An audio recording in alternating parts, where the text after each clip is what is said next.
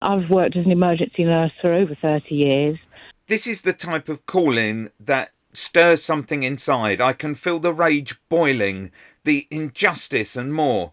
We have a nurse calling in to talk to Sajid Javid, so let's listen to what she has to say.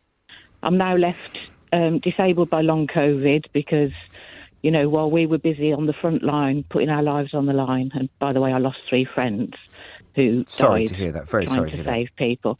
But your government was busy doling out PPE contracts to all their mates, most of whom didn't produce a single piece of PPE, some of whom PPE that was produced is now costing us millions to burn. So, I don't want to keep interrupting this, but I just need to add that it was well known there was a fast track for Tory mates. People who literally set up companies weeks before applying to acquire and distribute PPE. Tory peer Michelle Mone, for example, or Matt Hancock's mate, who was a pub landlord. Meanwhile, we have plenty of reports of companies in this country who've been producing PPE for years, offering their services, but then being ignored. You have deliberately set about to defund and destroy the NHS from the moment you took office in government. Well, Karen, let me first...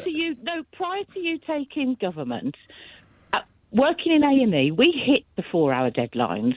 We had the lowest waiting lists in history. We had the highest patient satisfaction, and then you guys came in and dismantled it and saw an opportunity for each and every one of you, for you to make money out of it and for you to get your friends richer out of it off the back of the people who are working on almost minimum wage. We've got doctors on £14 an hour, nurses that were starting on £12, £13 an hour. So this nurse's account is not only heartfelt, but also hits the Tories where it hurts. It's true. They talk about record funding for the NHS, but somehow they've overseen standards and waiting lists getting worse, meaning they've done an appalling job managing the NHS. And for what? Karen, let me thank you. I've heard you loud and clear. Thanks for sharing those views. First of all, let me say that I want to thank you for your service, and I'm sorry to hear about your 3 friends during the pandemic. But when it comes to the NHS, I'm not sure if you heard everything I said earlier, but spending on the NHS, even long before the pandemic, is at the highest levels ever in real terms, in cash terms, no matter how you want to measure it. In reality, we know that record funding doesn't mean the money is going directly into serving us, the patients. But as with the PPE debacle, the money is going to private companies working within the NHS. We spend more than most other comparable countries on healthcare in this country. Yet I think most people would agree we're not getting the kind of outcomes that we'd want to see. And you mentioned the issue about PPE, and I get that.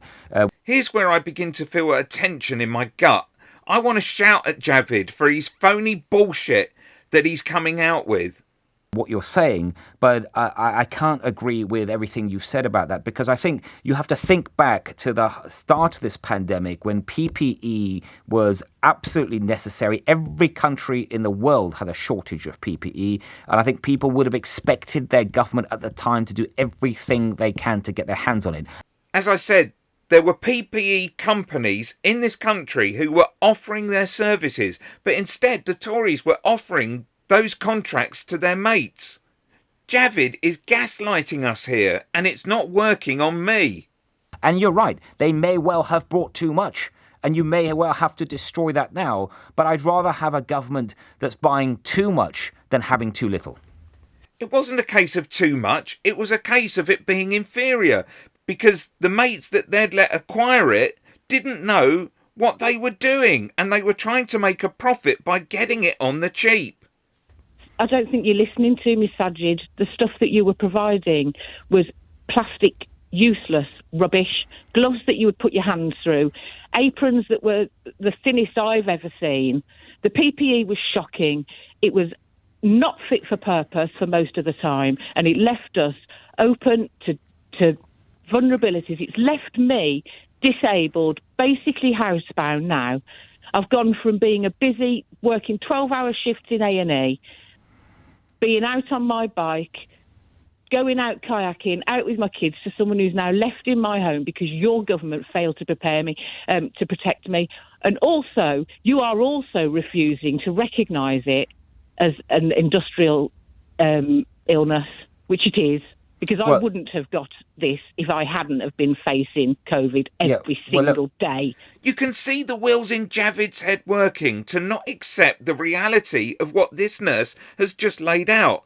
Listen to how he moves back to his big ambition to introduce further changes to the NHS, meaning privatisation, and for us paying to see our doctors. Well, Karen, again, I want to thank you for your service, and I'm sorry for the what you're facing now, what you've set out. But I do think that the NHS's issues go way beyond just the issues around COVID, whether it's PPE and things. I think we have a more of a structural issue that needs to be addressed. Sajid Javid, you are destroying the NHS to profiteer out of it, which means you're making people suffer so that you can make money, which makes you evil in my book. Click here for Sajid Javid's obsession to privatise the NHS.